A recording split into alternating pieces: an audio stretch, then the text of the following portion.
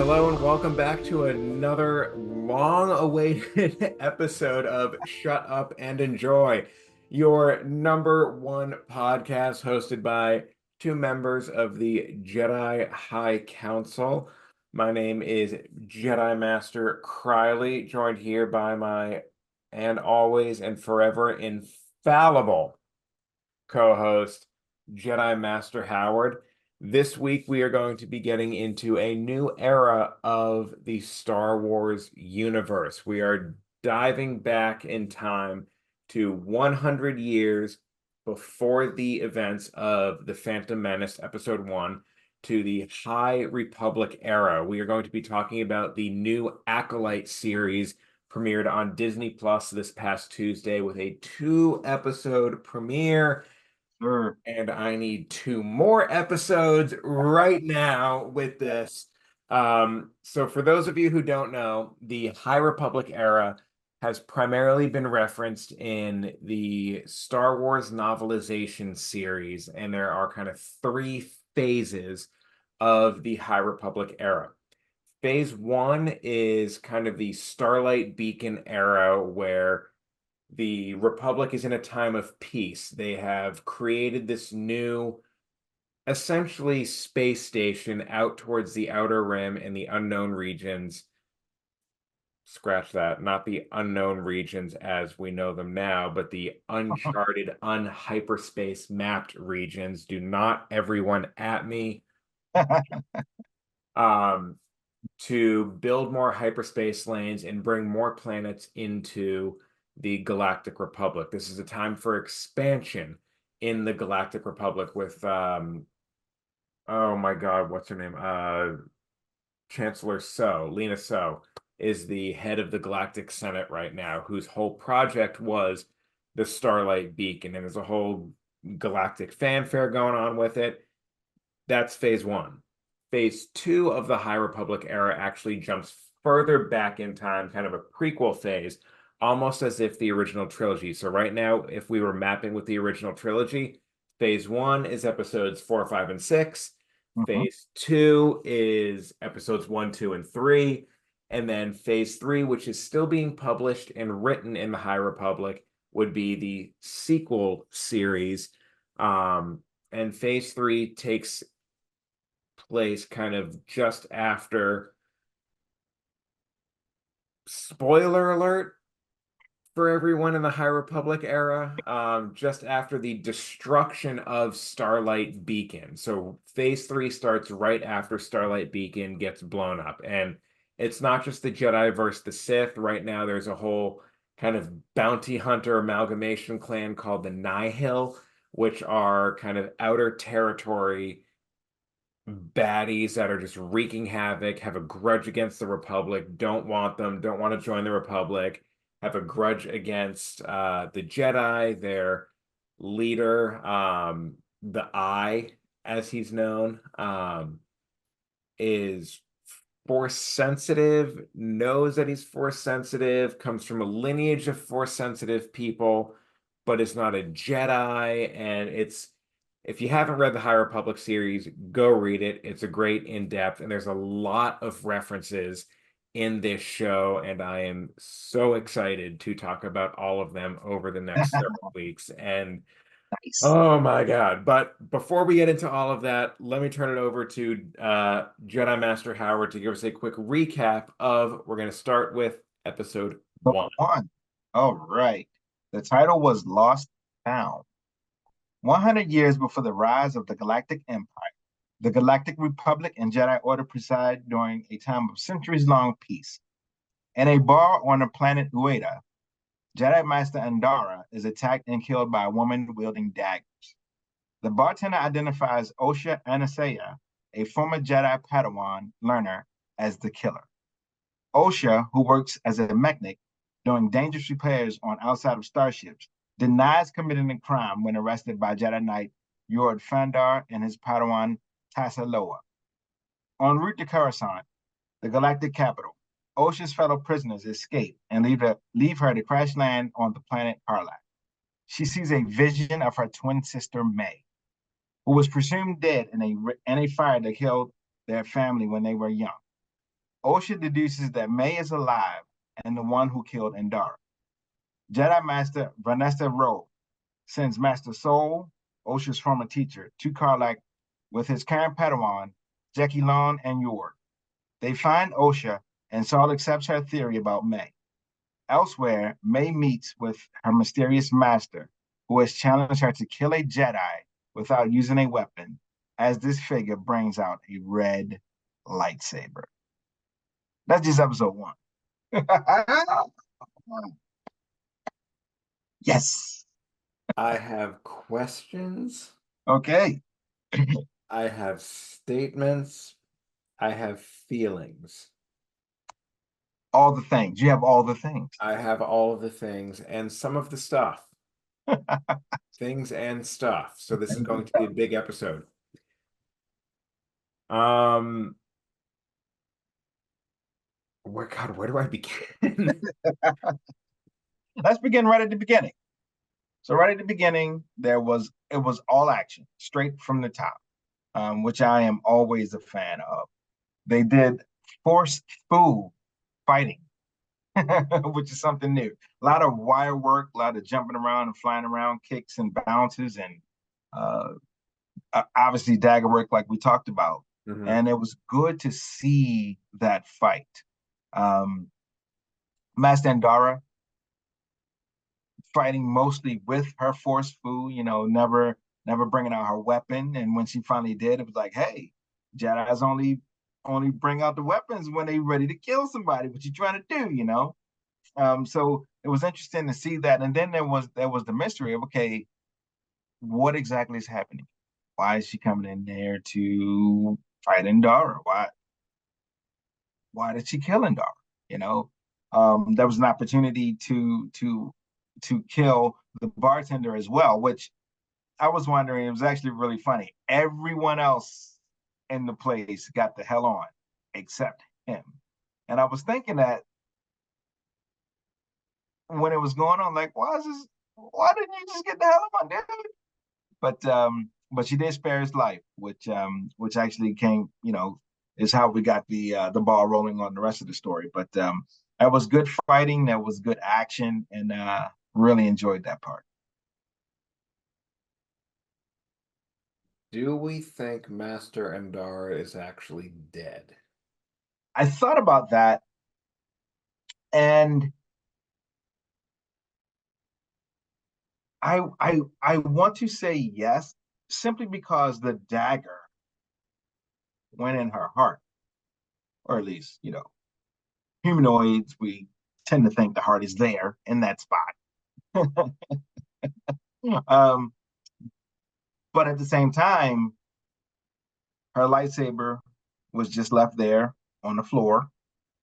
Um, when May walked out, it was just left there on the floor, and we know from promotional material that her lightsaber hilt was the one that was in that poster that we saw that had the blood streak going up. So,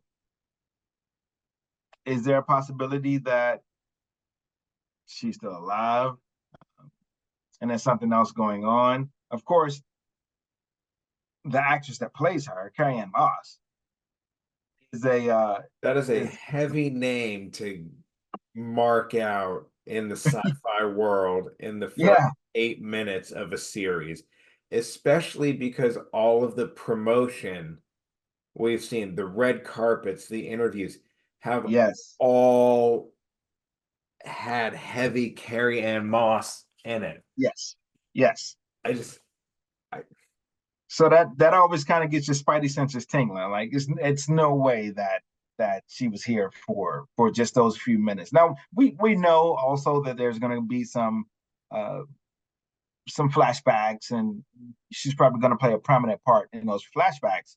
But is that enough to justify bringing in an actress of this caliber and this well known name in the like you said, in a sci-fi genre, um, just for that short amount of time? Of course, if we get more fighting from her and some more wire work, I think we'll be okay. remember they killed John Wick's girlfriend, so You expecting to see Wick come in? It ain't gonna be pretty if Wick comes in. I don't care if you got magical acolyte dark side juju. When he comes in with his blasters, it's Yep. a wreck. Yep. I agree. That first opening scene where it was attack me with your full force, like Yes. that was clearly an ego match. It was driven and fueled by hatred and Hmm. anger and pain and years of suffering and emotional manipulation was well done. I think that was a beautiful casting job. I think she's doing a phenomenal job. Oh, yes. I can't remember her name for the life of me. Oh, well, I have my handy dandy stuff. Amanda Stenberg. Yeah. Got you. Yeah. That's covered. Yeah. Um, but yeah, it was gripping. It held me in from the first second. That and really hooked in the viewer to ask questions because you're killing off Carrie Ann Moss. It's like, hold on, what the Yeah, actual F is happening yeah. here? Hold on. Yeah. What are we doing here? This isn't the show I was looking for. I mean, Promised. Yeah. what, This is not what we were promised. Yeah. right. Um Before the opening credit or the screen, the title card, before the opening title cards, he was gone. So the she cold gone. opening. She gone. She gone. Um yeah, I was not expecting that. So I like how I was surprised and shocked in the first episode. Yes, Um, that's good. That's good to get you hooked in, to get you reeled in. yeah, it's gonna bring up questions. It's going to bring up rage, um, Yes. with the fandom and everything. I I was not expecting the twin sister. Yes. That was a well-kept secret, and I want to get your thoughts on it Sure. before I go down my theory rabbit hole. But what did you think about the twin sister reveal? So it was good how they slow played it, of course, with not only everything that we already knew that was going on with the show, but also slow played it as far as after that title card, and then we switched to Osha waking up, and it's like, oh, okay. So at one point, I even turned to my wife and said, "Is she bipolar or something?" Like, what is happening? I was wondering if that was a force vision. Oh Like, yeah, was she seeing it? She left the order and she was having a flashback or a dream. Because like in Kenobi, he was having those dreams where he was tossing and turning, and you got yeah, the you took her from me and yeah. all of that stuff. So I was wondering if it was a bit of a force vision. Yeah, but it was good to have that secret. Oftentimes now with social media and all these leakers and bloggers, and you have so much information about this IP before you go into it that nothing is a surprise anymore. But that was a surprise, a nice pleasant surprise. And I also like the way, just talking about the actress Amanda for a second here, how she plays those characters as legit two different people. It's not the same. She's not doing the exact same thing. Um, so that I thought that was really cool. So I'm glad. Kudos to them for keeping a secret. Now, some people may say that they didn't keep it long enough because it kind of went quickly when we figured out what was going on. But hey, you only have 8 episodes. They're a half hour apiece. You got to get it in and you're done with it, right? And I think that will lend to so much more present tense and future tense character development Right. versus we have to now go back in time and spend 3 episodes of the history of it. Like, we don't need to do that right now. We get it. Right. They're twins, they were sisters, they were separated at something. Part of my wondering and my going down the rabbit hole, possibly picking at strings, Sure. but the Old Republic, the video game, not Knights of the Old Republic, the Old Republic, the MMORPG. For those of you who don't know, MMORPG, massive multiplayer online role-playing game. Yes. Got it. Part of the cinematics of that was there were two Twi'lek twins, a brother and a sister. Hmm. One of them was chosen to go to the order. The other one was left behind because one of them was more force sensitive than the other in the initial trials. And then the one that was left behind went to the dark side, trained, comes back, creates a whole conflict and all of that stuff. So I'm wondering if they're kind of basing the twins here as a dyad almost off of that storyline a little bit, which I'm not opposed to. It's a good Hmm. storyline, and I've been saying for a while, if they took if they took the Old Republic cinematics and made that into a movie, it would be a phenomenal Star Wars movie. Mm. It would be phenomenal. So this could be the start of it. Could be. Could be. But again, we're just a couple episodes in, so it'll be interesting to see where this goes. Absolutely. Absolutely. So when so again, so she wakes up and she goes out, she does her mechanic stuff where she's, you know, Fixing the ship walking on the and outside of the ship fixing things. And the York shows up with his Padawan and the the guy from the bar. He yeah. comes in snitching. That's her. Yeah, it was her. Snitches get stitches, bitches. Right. So so he comes in now. So this is where we, some of the little weird things and uh, uh, some nitpicky things that are kind of okay. What's going on? Everything we see this from Yord a couple times, and we'll talk about this as we're going through. He's very jumpy. He's always reaching for oh.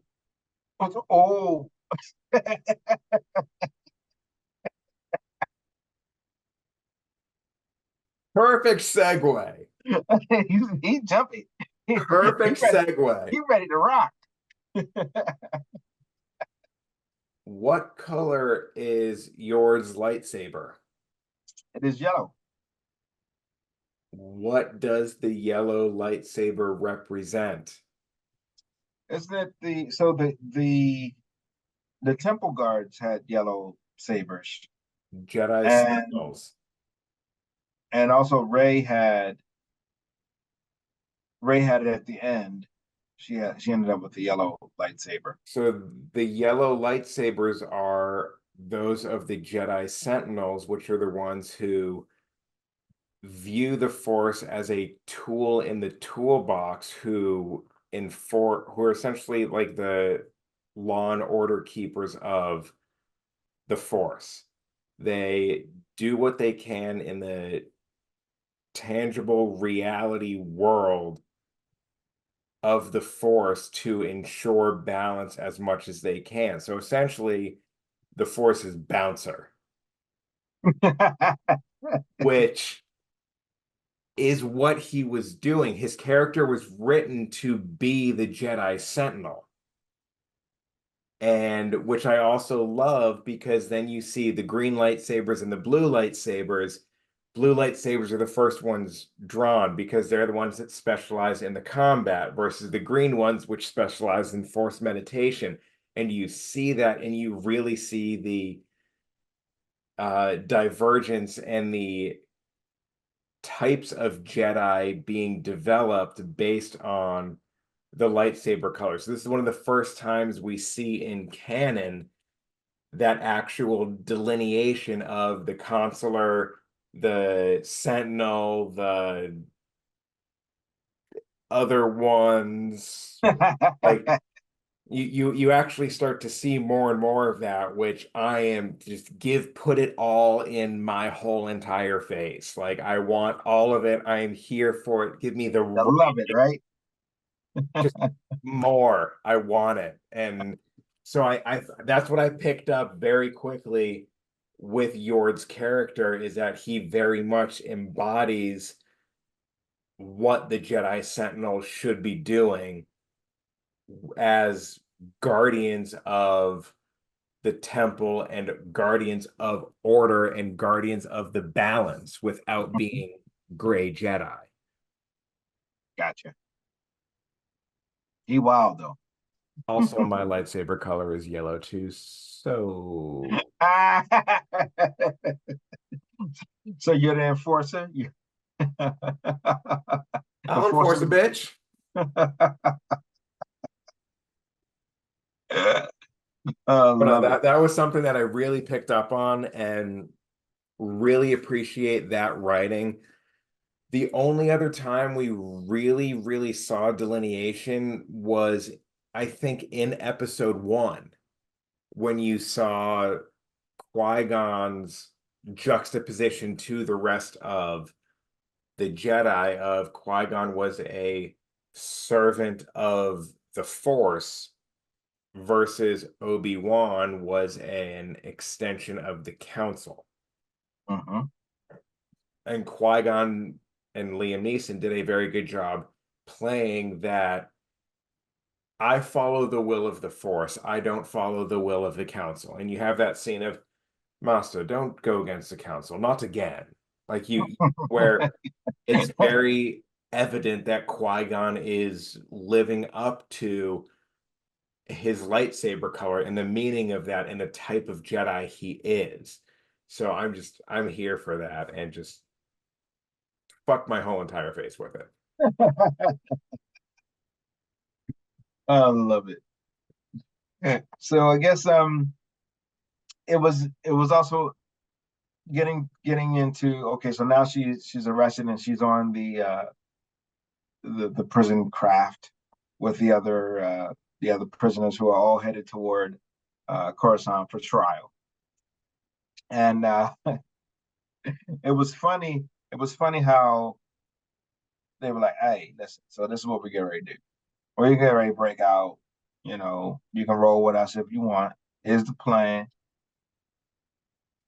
We're gonna take over the ship real quick, pull them out of hyperspeed. Boom. We're gonna jump in the escape craft and we out. You with us?" And she's like, nah. I ain't with y'all.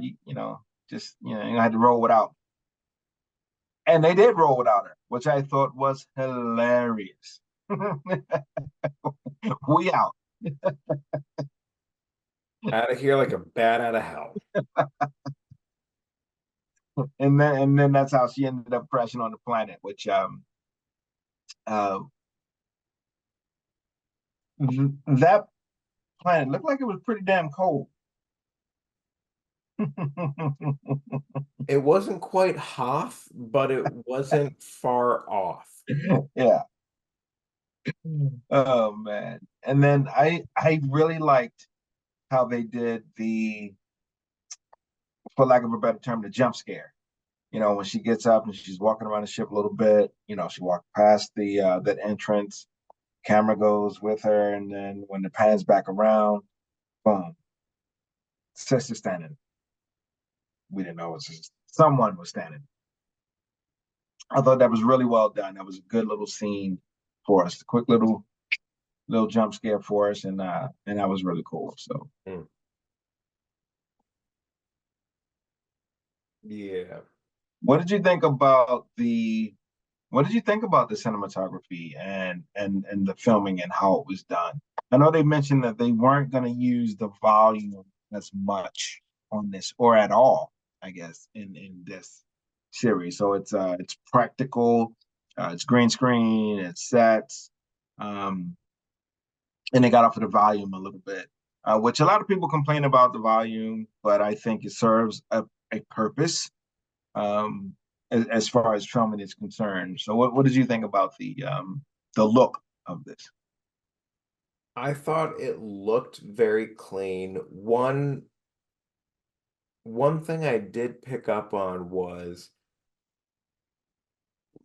definitely in the audio. When a lightsaber was ignited, you didn't even have that background hum Mm-hmm. of it. It was, unless the lightsaber was directly like pointed at the camera or like just off to the side like that, you couldn't hear the of it, Mm-hmm. which was new. I can't say truly if I like loved it or hated. I think I'm indifferent to it. It's not necessarily a variable that if I am rating the show entirely, I'm going to make or break the show on whether or not I hear the lightsaber hum. Um, but it was noticeable compared to other Star Wars projects. Got you. Okay. Um, to the point where it was so noticeable that it came into conscious forethought or came into conscious thought when I was watching it. Got you. Um, the cinematography was also very focused on the individual versus the whole. There were a lot of like individual foreground focal points on faces. And I Mm-hmm. think that was to tell a story through expression and emotion, which is a different lens than what we are used to seeing with the Jedi, being no attachments and all of that stuff. But again, Yes. we're in a different era of the Republic. We're in a different era of the Jedi Council. However, we start to see some of that stuff being sewn into how we get to Order 66. Um, it the conversations that were happening between the characters, some of it was like Andara bartender, Andara acolyte, and Dara like it did seem a little jumpy, but like I don't That know was if, definitely. I'm sorry. Go ahead. no, go ahead. I was going to say there was definitely quite a bit of ADR with Mm, this. Um, so, so it's always questionable as to why there's ADR, and believe me, it wasn't as bad as the Madam Web ADR. I don't think anything as bad as the Madam Web ADR. But yeah, there's always a question as to why there's ADR. Could be background noises, could be to punch up the dialogue, could yeah. be to change some dialogue. But you can definitely tell a lot of times when something is said by a character and the camera isn't on that character, that there's And definitely some ADR going on. but yeah, you can hear the like they're in a recording studio. This is a voiceover. It's too crisp and kind of takes you out of the scene. There was a Yeah, little bit of that, yeah. absolutely. Um, there's something else I was going to say along those lines.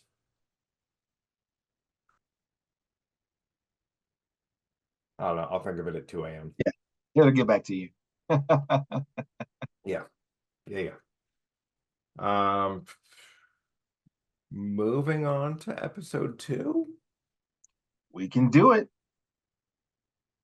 Episode 2. This one is called Revenge Flash Justice. May attempts to kill Jedi Master Torben in a temple on the planet Olega, but is prevented by his forced meditation. Torben has been floating in silent meditation for over a decade. Vanestra sends Sol, Jecki, Yord, and Osha to investigate this attack. May regroups with Kamir, who was helping her hunt the 4 Jedi that were stationed on her and Osha's home planet, Brenda, at the time of the fire. Andara, Torben, Kalnaka, and Saul. Camille provides May with a poison and warns her that she still needs to kill one of the 4 without a weapon. May offers the poison to Torben as absolution for his past. He stops meditating and willingly takes it, dying just as the others arrive. May escapes and Osha poses as her to get information from Chimere. He reveals the existence of May's master and her overall plan. That night, Saul confronts May and reveals to her that Osha is alive. Osha attempts to stun May but misses, and May gets away again. Saul is ordered to withdraw so that the next course of action can be decided. May comes back to Chimere later and threatens him over talking to the Jedi, but he convinces her to leave him alive because he has learned that Kalneka is living on the planet Kofar. On Kofar, Kalneka drives away 2 scavengers that come near his lair. That's episode 2. A lot going on in that. A lot packed into that 30 minutes. I think at this point we need to talk about Daphne Keene Okay, and her character. Jackie. She's a Jedi with a fucking personality. Imagine that. She's got sarcasm. She's got banter. You see that come out in this episode, especially when they're trying to plan. And you see that compared to Yord, who's, well, let's go in and arrest him. Okay, genius. Well, we have no idea about this. We have no idea about that. And then Yord says, yeah, I guess you're right. All right, Like, fine. I just, I am excited to see Jackie Long in more and more stuff. If they kill her, I will. Yeah. Um, she's a good addition between Yord and Saul, with Yes. Yord being the logical one, Saul being the more meditative pacifist Jedi. And as you see in that scene where he has the hologram of Osha. Osha, and she asks like Chicken. attachments forbidden. Like what you on about this? And he tries to pawn it off like, oh well, we have to remember the past and learn from it because mistakes and doomed to repeat each other. And you know in her mind she's like, okay, Master Jedi.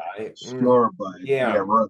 Uh-huh. Okay. Yeah, no. Sure. Yeah, sure. I believe you. Say no more. Say no more. Okay, yeah. No, yeah. Say less. Yeah, okay. Yeah. Um, Definitely in this episode, they start.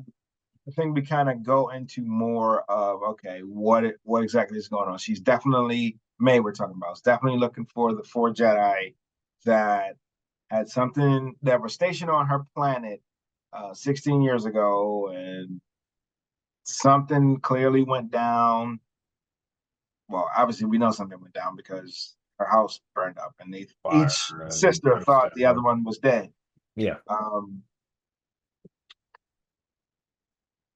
so I think now the mystery is okay, exactly what happened and why is she after those 4? What did she blame them for that happened? So I think that's what that's the mystery that we're gonna have to that will be resolved over these next 6 episodes. I agree. And also I want to know what I know the 4 Jedi were on site, but if it was something so dark and heavy that weighed on them, that caused Torben to take the oath of shit, what's Uh, I heard it like 3 or 4 times. Buck, the bearish vow, there you go. which is also mentioned in the High Republic books after some stuff happens with the Drengir and all that stuff. So the bearish vow is essentially a meditative vow of silence that Jedi will take when for a number of reasons. One of them, in this case, potentially something so traumatic happened, you lose your way and need to try to find forgiveness through the Force and get through whatever's going on. The character in the High Republic books that takes the bearish vow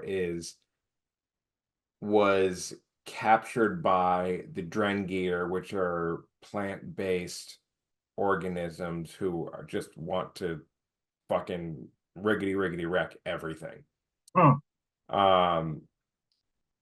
He was captured and for weeks was tortured to the point of like his mental state snapped. His consciousness was so unbelievably wrecked and shattered. It took weeks of the Jedi healers to piece back his mind so he was a functional human again, let alone Jedi. Hmm. He also, throughout the torture, had to essentially cut himself off of the Force. And so this bearish vow for him was to regain a connection to the Force that wouldn't constantly trigger the traumas induced by his time as a Drengir prisoner, which is a very interesting concept. Like that whole vow of silence, vow of almost abstinence of the Force, essentially. Um, Seeing that now is powerful for the canon, bringing in a deeper level of the religion of the Jedi, I think is really cool. And also the person they got to play Master Torben was the same guy that played Tommen Baratheon Yeah. in Game of Thrones. So it was like little dude who just like walks over to the windowsill, steps up, and then yeets out Yeet. the window. Yeet. Um, Weird seeing him with a beard. I know we're gonna see some flashbacks of at least him because we see in the trailers him without a beard and two eyes intact. So Yeah, I do think we're gonna see some flashbacks of the fire that happened. definitely. I feel like we're gonna see a few different versions of it because clearly there is May's version of what happened, Osha's version of what happened, and the Jedi's version of what happened. Who Yeah, the truth is gonna lie somewhere in that triangle. So we'll definitely see it. And then again, Carrie Ann Moss, we gotta have gotta have more Moss. her. Um, One Jedi who we haven't spoken about much, Vernestra. Yes.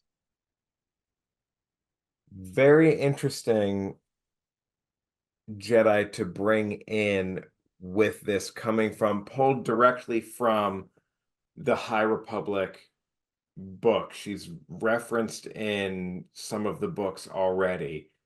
One of the few Jedi that has a very atypical lightsaber. Yes. So interested in seeing how they do this lightsaber in live action. So she has a lightsaber whip, not just a pokey stabby swordy thing. Which again we've seen in Legends, we've seen in not canon. Vernestra is a pretty powerful Jedi in of herself, and her choosing her specifically as a confidant and mentor to Soul makes me very interested in Soul's past and wondering more how his character is going to develop throughout the rest of the series too. Mm-hmm. It's interesting to see how. So we get the assumption that she's in charge of the council, perhaps. Is she the Grand Master before Yoda? Perhaps. I guess doubling down on that, and we haven't even talked about this at all, but who could possibly be that mysterious person that May met up with at the end of episode one?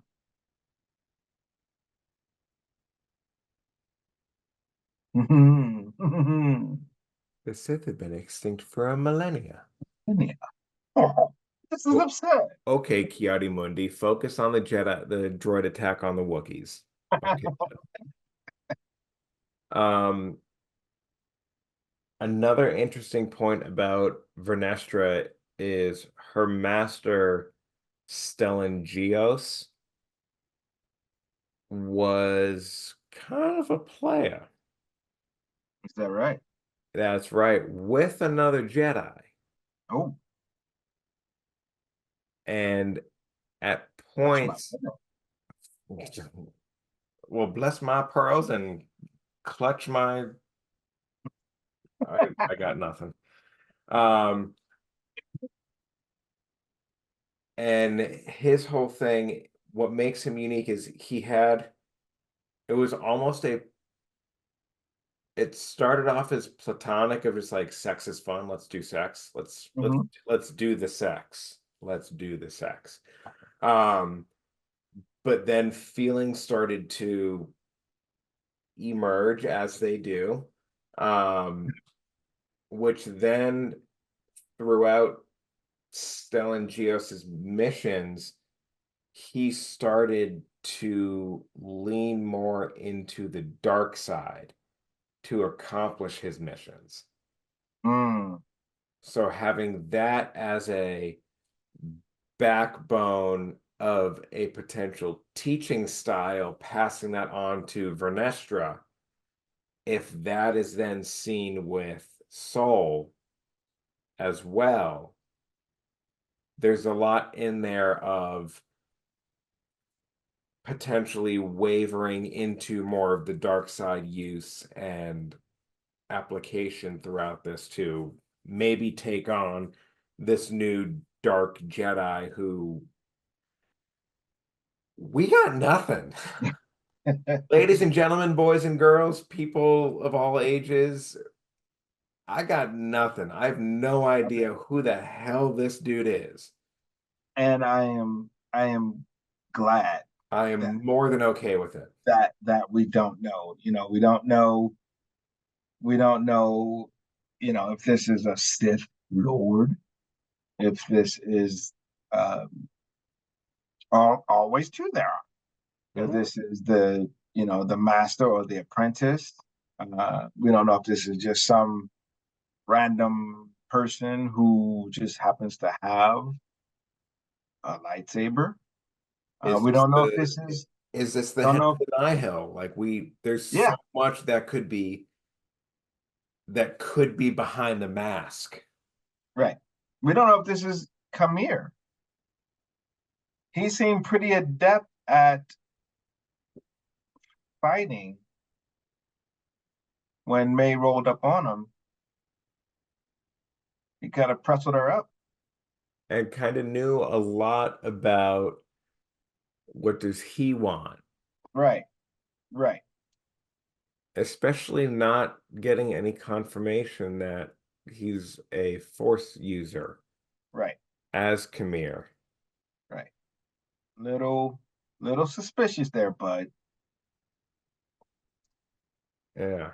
It would also be very like NCIS of like the first guy they meet is the Dark Jedi. Is the guy? Yeah, While it doesn't seem the Star Wars style, I don't want to rule anything out. right. Not being the Star Wars style is actually a good thing. Yes. We're good with getting new and different things that we haven't seen before, Hmm. and it looks like that's what we're going to get here. So I would be happy. I mean, hell, that whoever that was at the end of episode one could be another smoke monster, like in Ahsoka. So Yep. uh, Star Killer. It's Star Killer. Star Killer. Star Killer.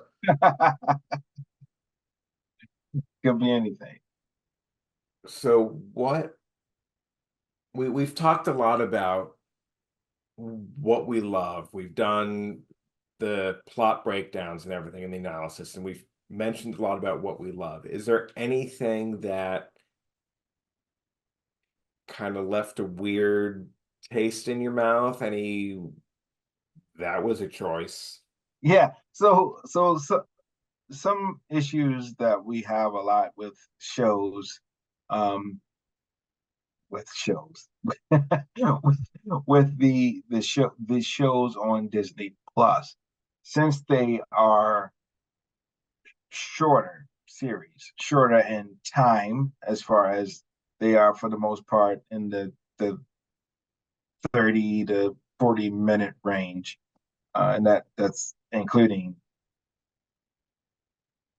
pre credits and post credits, Mhm. intro and post credits. Pacing. Pacing always seems to be a little bit funky. So the Soul and his peeps went from Coruscant to where the prison transport crashed, and they seemed to get there relatively quickly.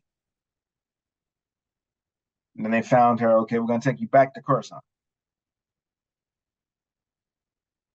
Then it seemed to take them longer to get on the way to Coruscant. They didn't even make it before they then had to turn around and go somewhere else to investigate the break-in at the temple. Then we get to once there. Okay, now the temple should have been on high guard. We just had someone who broke into this place. For all intents and purposes, it was last night. Let's be on guard to try to figure out what the fuck's going on. And then she was able to get back in there a different way this time. I think she didn't just walk in the front door like she did before. She came in through the skylight or something. Then, from the time it took them to come from the front door to go to where Master Torben is, and Osha took the side route and beat them there. That was what weird. is what is happening here? You know, I understand that you had to make that happen in order for the scene to work. You know, the typical.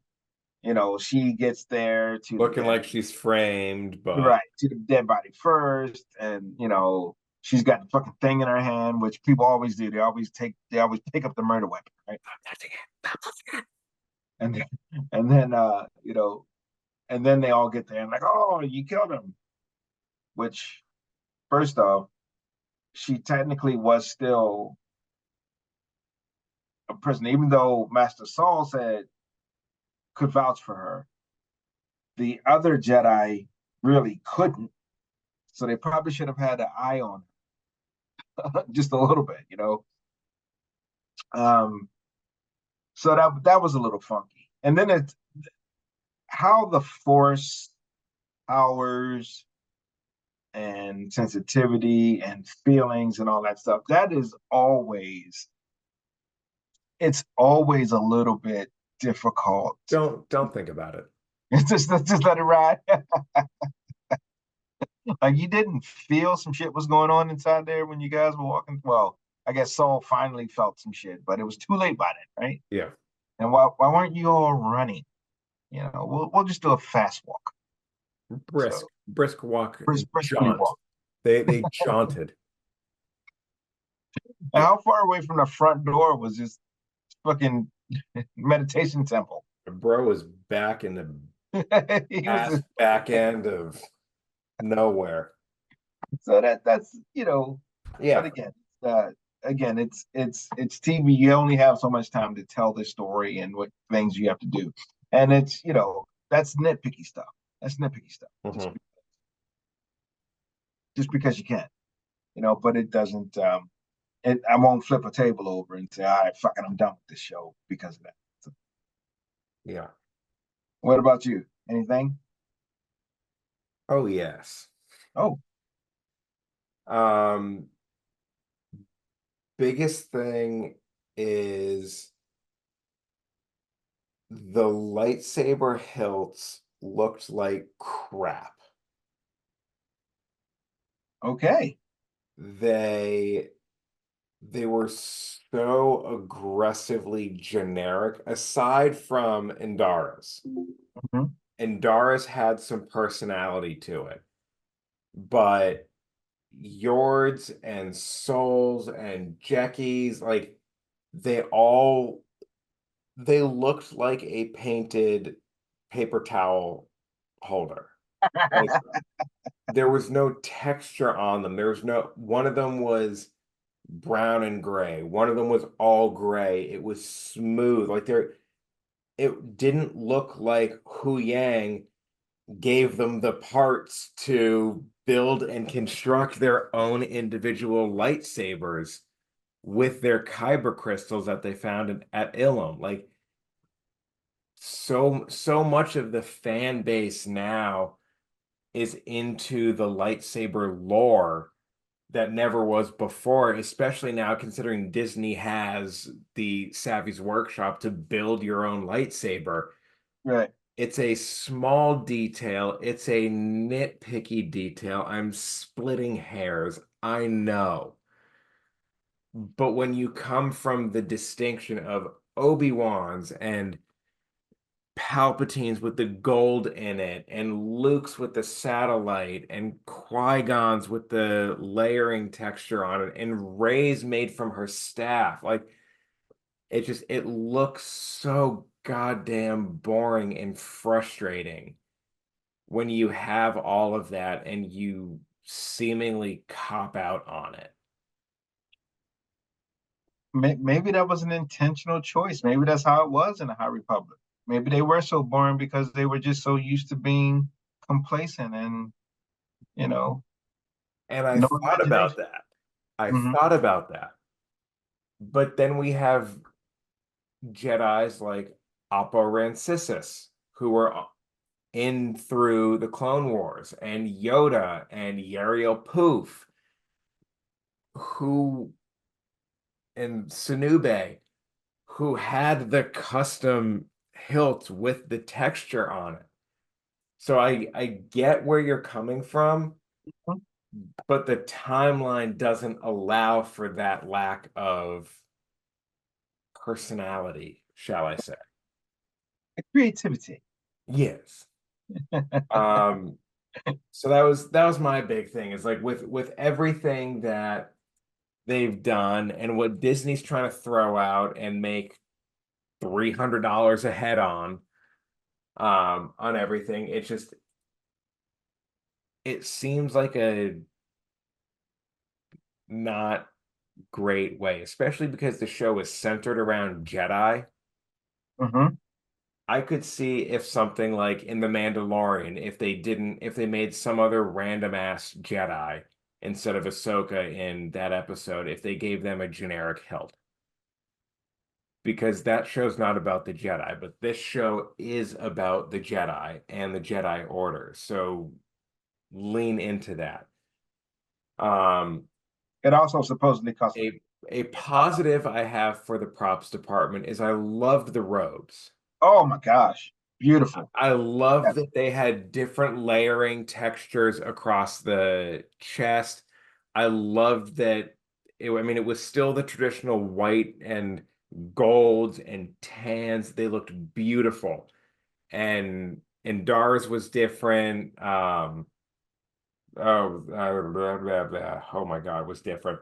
Yord's was different. Jackie's was different. Like even Everyone's yeah. even Kalnecta was different. Like they were all different and unique, which gave them that personality. Hmm. Um, I just wish they did it with the lightsabers as well. I'm gonna have to go back and check those out, or next week. Next week, I'll keep a better eye on what those lightsabers look like. Yeah, it was definitely one of those things where it's like it didn't ruin it for me, but it was something I picked up on while watching it, especially because a lot of the fight choreography was May reaching Reaching, for the lightsabers, and this going back to the cinematography, a lot of the cinematography was focused around hip shots yes, and seeing the lightsabers and the daggers and all of that stuff. It was a shame to have that be the focal point, but have them not build it out. gotcha, gotcha. That was also interesting. Now that you mentioned that she kept reaching for the lightsabers. What was that about? I wonder if it was just to provoke them to use it Hmm. so that they could attack her with their full force, full might. Yeah. So But good, the bad, and the ugly. What did we think of the first two episodes of The Acolyte? we're looking for a grade How many quasi-developed lightsaber hilts do we give this out of what? out of out of 10? Out of 10. I think we'll go with a solid 8.7. That is exactly where I fell on this too. Look at that. I think Teamwork, baby. right. I think these first two episodes are a solid start to this series. I think if this is just the beginning and everything builds on it with the same momentum, the same hooks, I can see this series ending solid 9.5 to 9.8 out of 10 all in all. Right, right. It just has to keep building. Has to keep building. So again, this was a good start. And it's one of those things that, you know, it pulled us in. We're in, you know. It was good. Before we got to it, good posters, good trailers, good TV spots. They were doing a lot of TV spots over the last 2 weeks, a lot of spots on social media over the last 2 weeks to get us in, to get us in, to get Yep. us in. And then once we got in, they put out two decent episodes to get the series started. So looking forward to how this goes. We got 6 more. I'm all in. We'll see you guys next week. But thank you guys so much for joining us and listening to our once again rants on fandoms. This has been another episode of Shut Up and Enjoy. Your centrist podcast for all things fandom. Which I feel Right. like we got to make that a Twitter bio at this point. We will be back hopefully next week with a brand new review of the next episode of The Acolyte. But in the meantime, smash that subscribe button, hit follow, rate us on any and all platforms from the YouTubes to the Spotifys to the Apples to We're the all over the place. Galaxies, Plays, Far, Far Away store. Make sure you download us on Napster. Make sure your antivirus is up to date before you download us on LimeWire, but go ahead and do that. And yeah, we will see you guys next week.